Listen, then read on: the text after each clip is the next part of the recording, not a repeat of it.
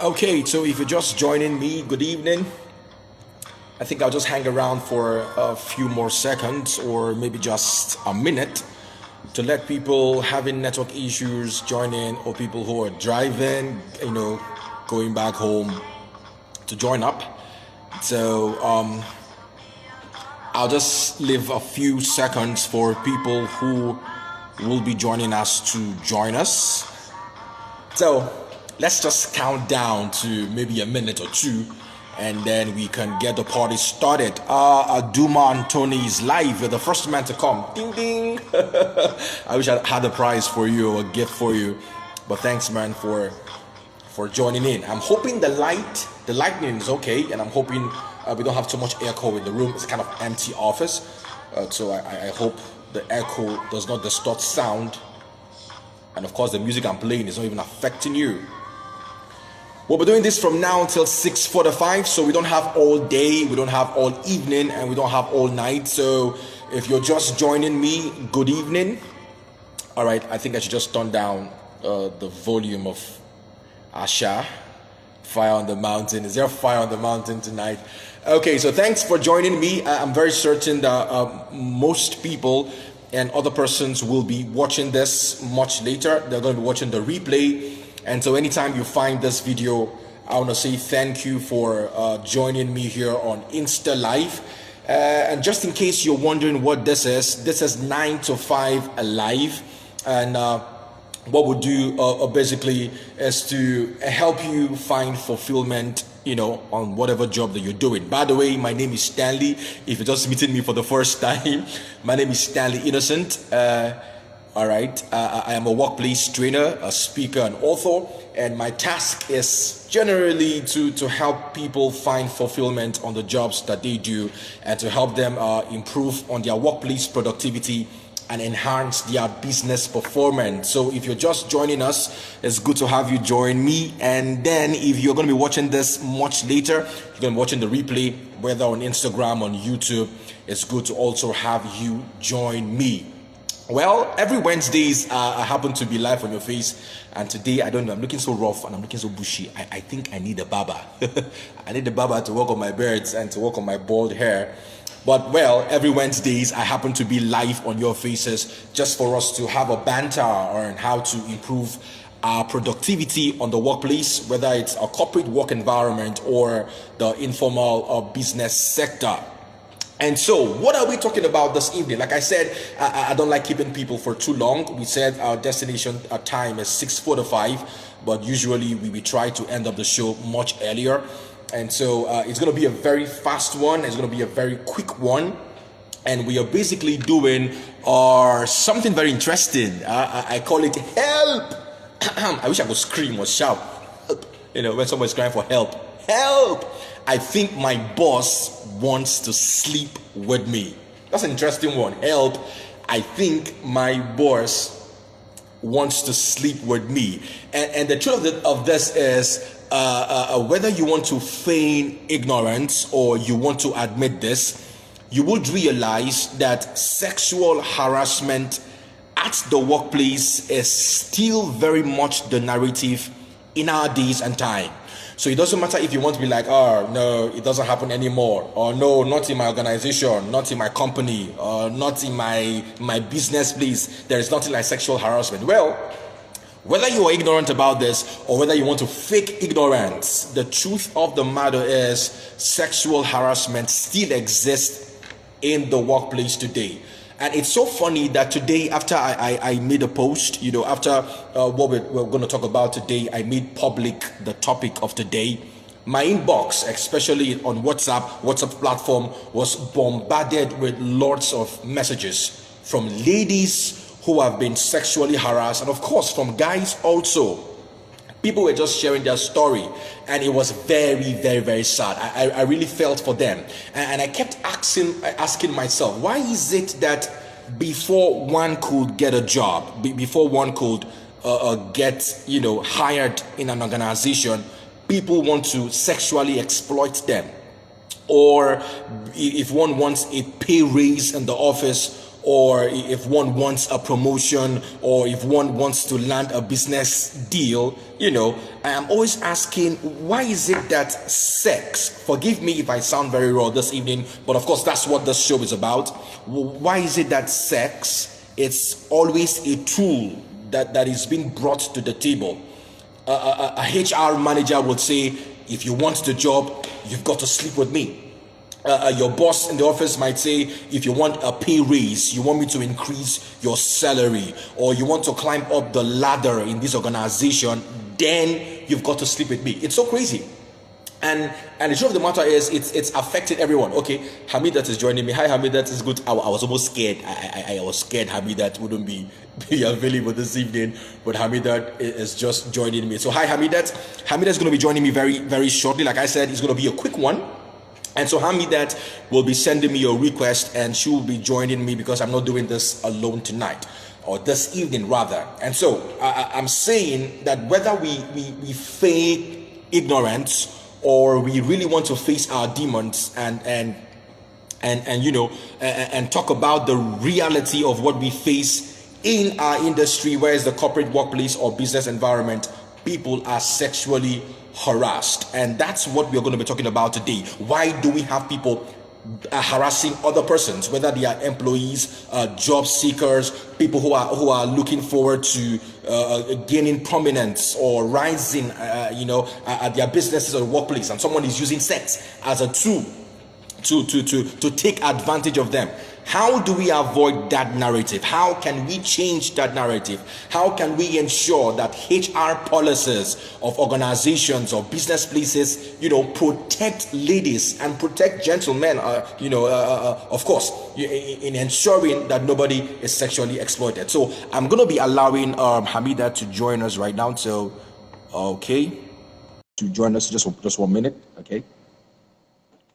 So Hameedat will be joining us very shortly. And all right. Hi. How are you doing? I'm good. How are you doing? Oh God, I'm alive. It's great to have you join me today. Okay. Yeah. Ladies and gentlemen, a very quick one. This is Hameedat Muhammad. She happens to be one of the brightest ladies I've met, not just in Yola, permit me to say in the whole of the northeast of Nigeria. Her head they touch, she's one person that she's always on fire. Hameedat just recently published her book. I think she calls it Book of Lines, right? It's a book on poetry. Yeah. She congratulations, by the way, on your book. And I have a copy also. I wish I had it here. I would have just flashed it to your face for you to see. Thank you. Yeah.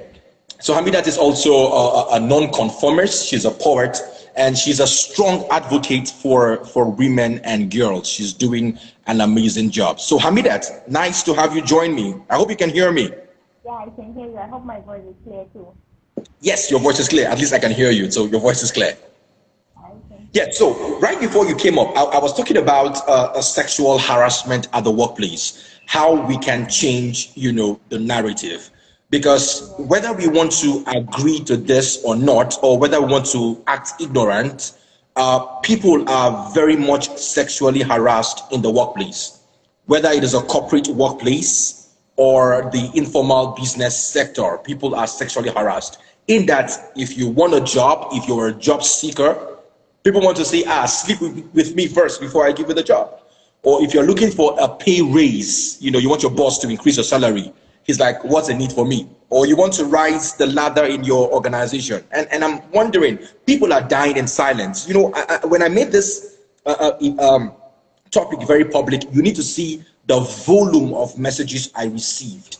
People were like, oh, that's my story. Some girl in Yola, sorry to say, she said today her boss asked her to meet with him at a hotel in Yola. He was very, very plain. If you want to keep your job, then you've got to come and play with me.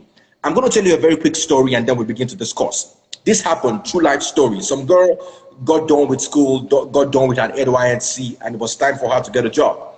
And her uncle linked her up to his friend. Go meet my friend, he's going to give you a job.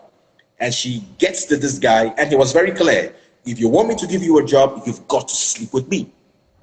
And she was like, no, I'm not going to do that. And he was like, fine, if you don't want to do that, bye-bye. And she rushed to her uncle and said, this is what your friend asked me. You know, he was like, let's sleep together, blah, blah, blah. And she was expecting the uncle to be angry and to call his friend, but she got the shock of her life. Her uncle was like, so what do you want me to do for you? You want me to clap my hands for you and hail you for not sleeping with him? And he made a ridiculous statement. He said, you sleep with your boyfriend. What has your boyfriend given you? This one wants to sleep with you and give you a job. So, kini big deal. So my first question is this. Why is our mentality distorted? Why is it the normal narrative? Everybody seems to be comfortable with that narrative where you would have to sleep around to get a job or to keep your job. Why do you think we have this distorted mentality? Thank you very much. That's really so disgusting. And the funny thing is that it's so normal, like people normalize this. It's just so disgusting. You know, the main reason I think people normalize this is the concept of sexualizing a woman. Yeah. Like the whole society, or I mean the whole humanity, a woman is just like seen as a sexual object. Like she's seen as nothing more than a sexual object. Yes. It's rare that you can see a man that will see, not even a man, like a man or woman. Our mothers raised us to be just that. Our brothers just that. Everybody sees women as sexual objects. So that's where it all began. We have not been seen as anything more than that. So wherever you are, the first thing that you'll be seen as is because that's what you can give. Like that's what can be taken from you. Because let me not even be saying that's what you can give because we don't give that. That's what can be taken from you. The sex, the pleasure of sex. So like because we've just been objectified into that, any other thing we can give, what our brains can do, the skills we can do is just seen as like it's not even seen. Yeah, but why do you think women are looked at as sexual objects? Do you think it's our culture, religion, or society where we think the woman is just good enough for sex and nothing more? So before I give her anything, I've got to get something from her. So are we saying it's our culture, religion, society, or something? Yeah, are we having the people interact? Okay. Sorry, I didn't get Yeah, that. Sorry. I mean, I heard you saying you're going to have the people or something like that. No. I was asking what you think.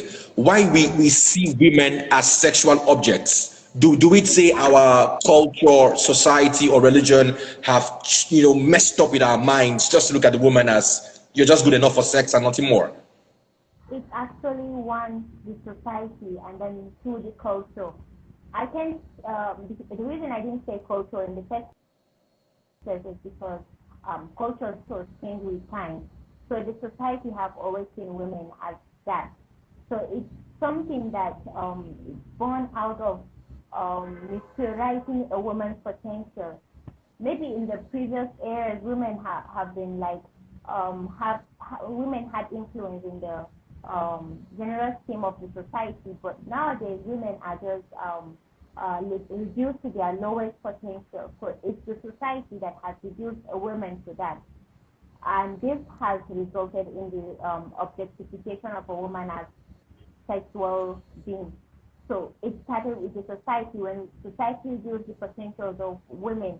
When the more like we keep pushing women out of spaces, like we limited the woman's place to be just in the house, and in the house, do you know where? In her room or in the kitchen, or mostly in Yes. her room. And in her room, do you know where? On her bed. Like the woman has been pushed and pushed and pushed and pushed until her whole scope is limited to that bed. So it started there. It started there, and I mean, some with the previous age, like our ancestors have accepted that place.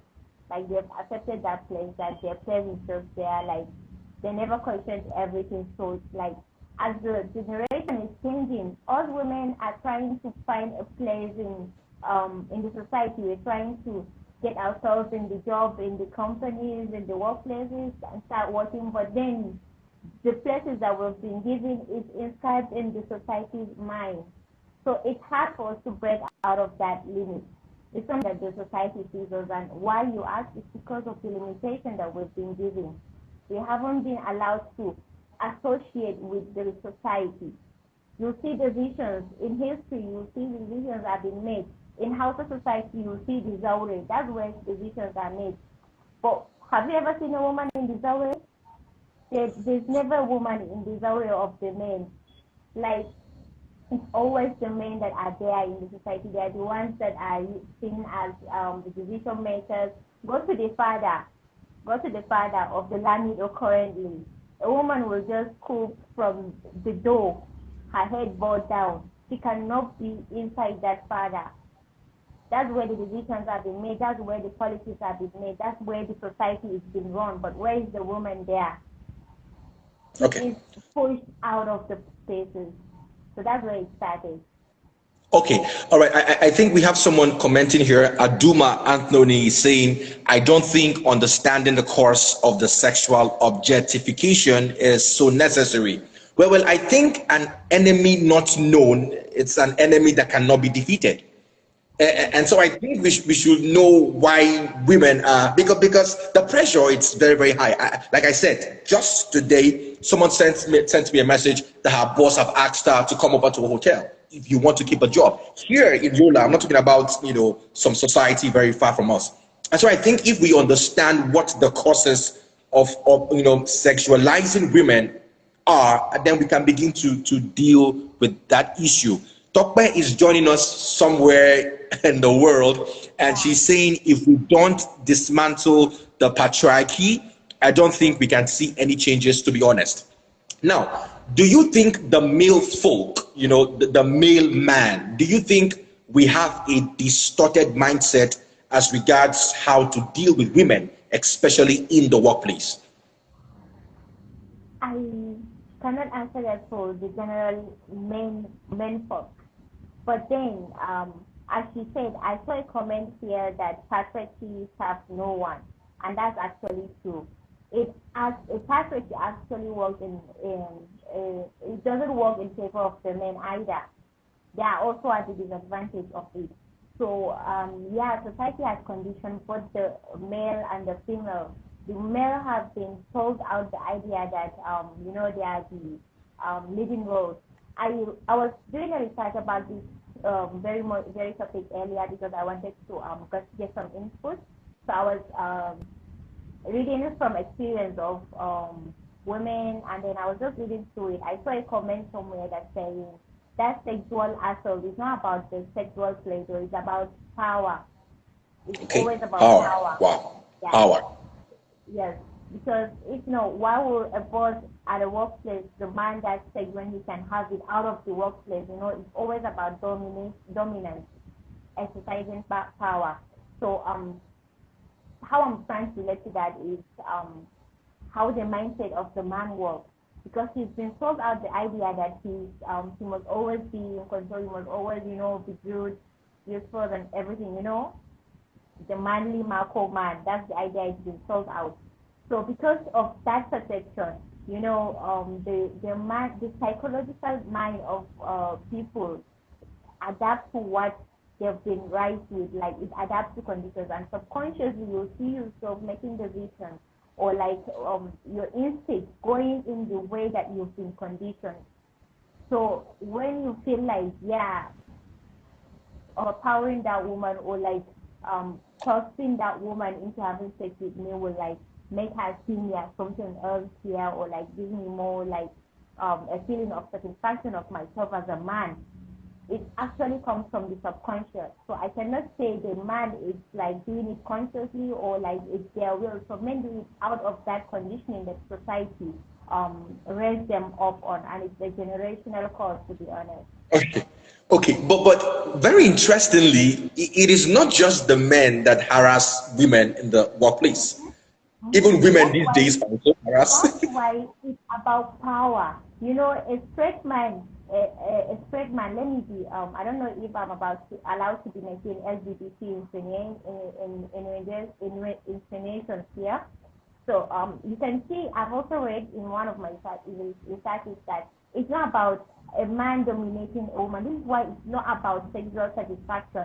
Like you see a straight man actually harassing a gay man, or a lesbian harassing a straight woman. You get that?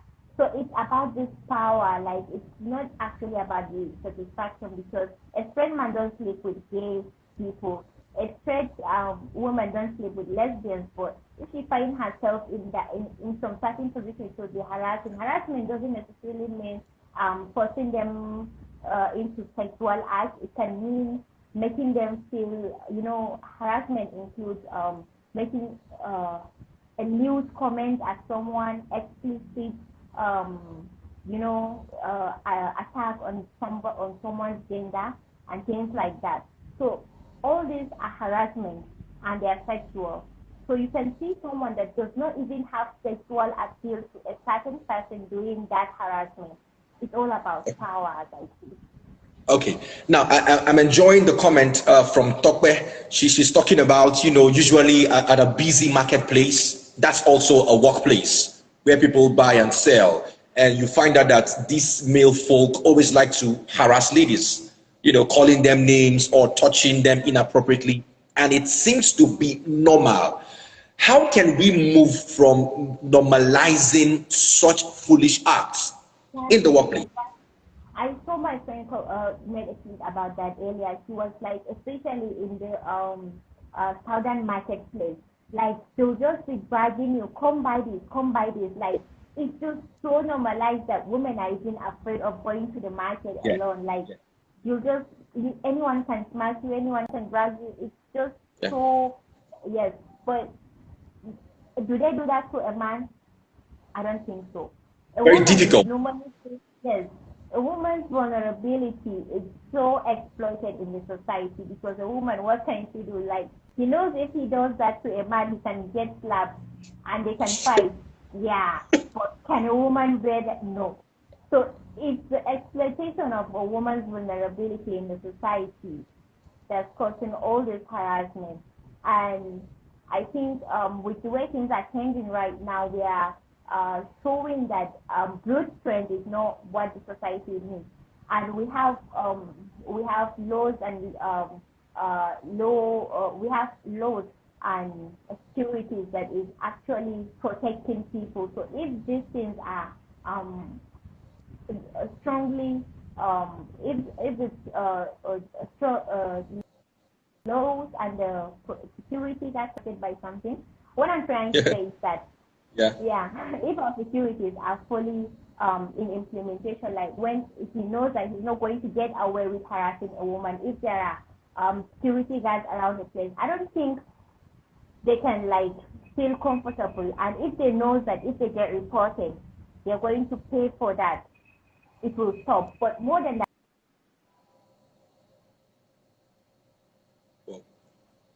I think we're having network issues, Hameedat.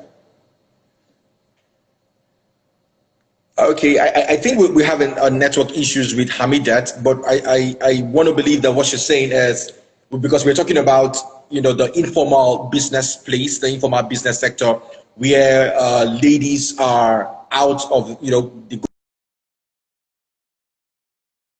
market, or a Balogun market in Lagos, or some other markets, and then people are always dragging them. Oh, auntie, come and buy this, come and buy that, and in the process, they are being violated or touched inappropriately. For me, that's also a form or sort of sexual harassment. And Hameedat, right before she logged out, I'm thinking she's going to try to reconnect again, was talking about measures to be put in place in the informal workplace where women are protected. But I was going to ask her, perhaps when she comes back live, she would have to answer this. It is not so much about putting up laws that kind of stop people from being harassed, because I also understand that in corporate workplaces there are HR policies that frown at people being violated.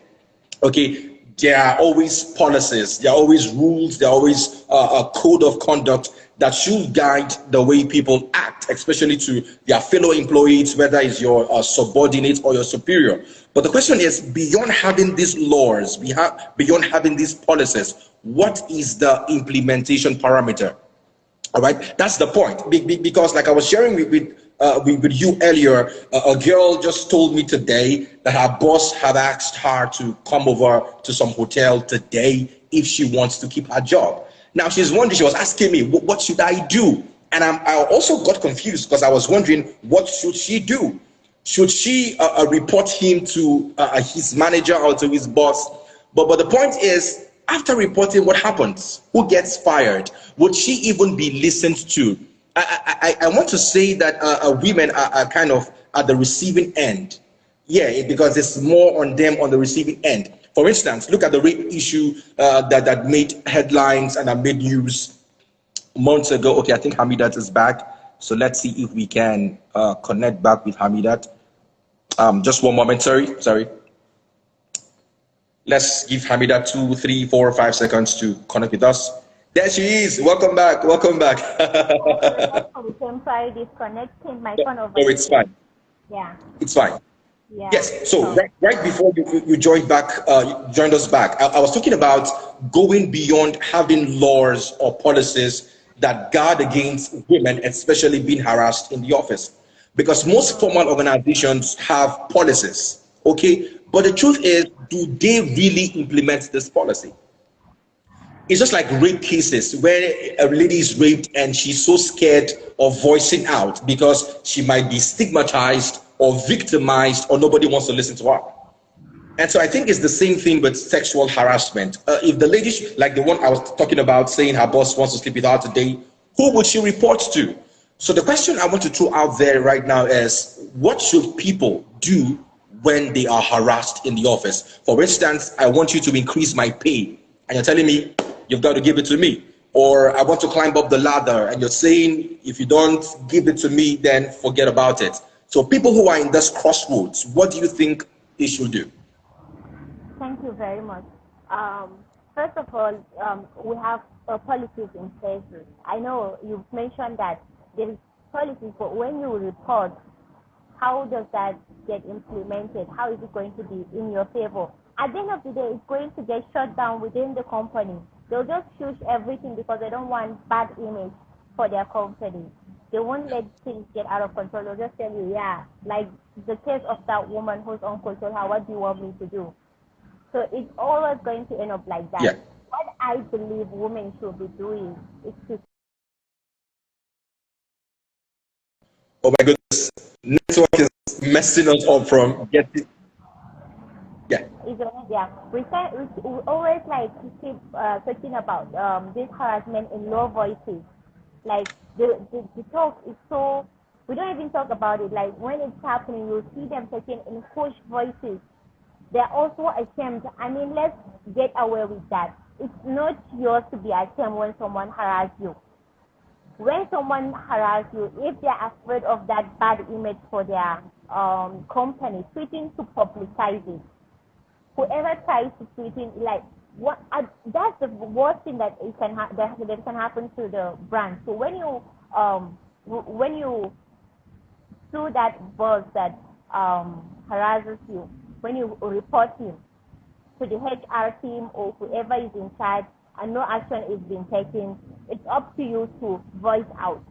It's up But to the problem is, sorry for cutting you short, but do you think people will be willing to voice out when they are sexually harassed? That Because I think we have a society that would that prefer to die in silence than to voice out. uh, yes, that's So very true. how do we That's very encourage true. them to voice out? How do we encourage them to voice out? I think that's what I'm currently doing.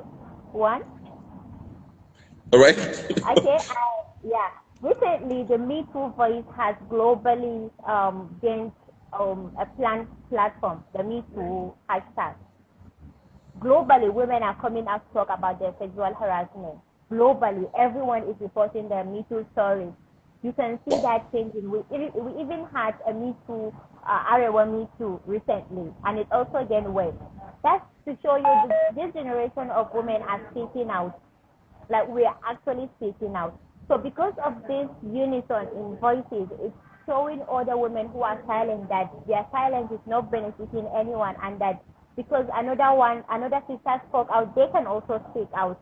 So I think this collective unison is giving women the power to come out and speak. And because if I speak, I will be believed.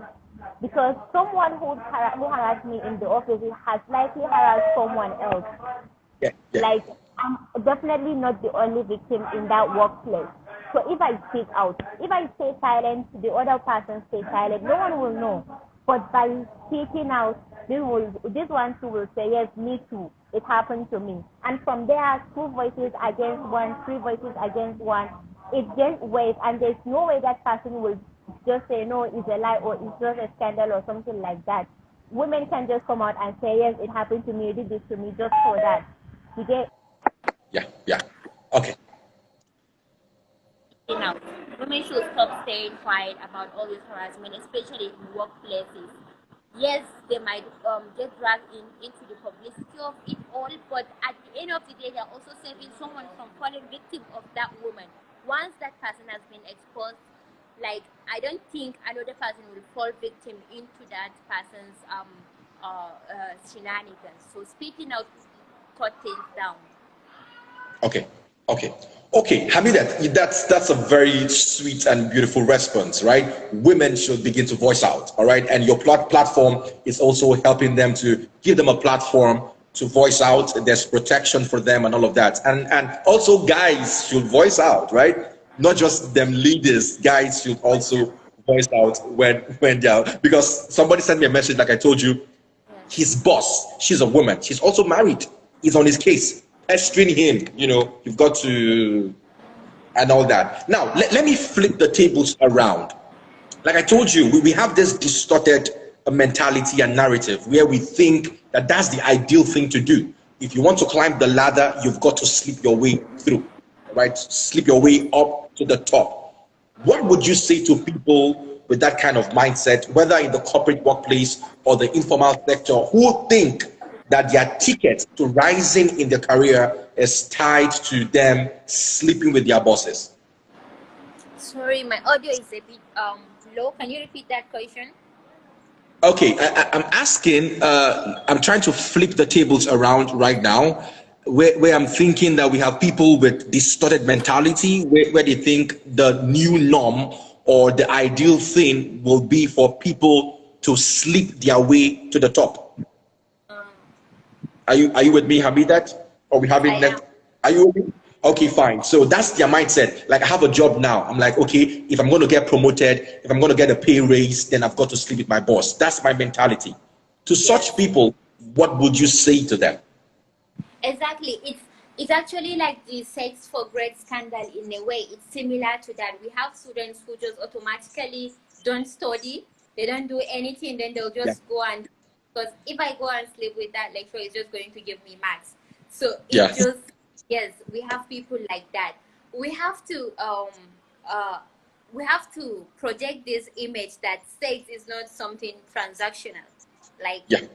sex is not something you give out to get something. Sex is something you do for your own personal pleasure. And Right. unless I don't know. I don't if it's in a case where the boss is also interested, then there's also a dilemma here. Do we say it's a consensual sex that the two people agree to but then if it's not, the boss have the right to immediately sack that person. I don't even think like there's any excuse. You can't just come and seduce someone and be expecting, yeah, because I Yeah, did it. that's the Just word, automatically seduction. sack Because that that's person. narrative. You just find ladies acting so weird with their boys, Yes, wanting women to. do that a lot. They'll just, like spray perfume, come with exposing clothes, and just, immediately someone comes into your office with that nonsense to sack that person. Because that person is not there to work. That person is definitely not there to work. He have nothing to show for the work, and he's going to the lowest thing he have, like the last cat he have, which is their body. Like that person, you definitely don't have nothing to give for your organization or your company. It's as simple as that. A person that have something up here will be willing to show it off. He will show you, I'm capable for this job, and he will Yeah. never, or she will never substitute that thing up there with anything down.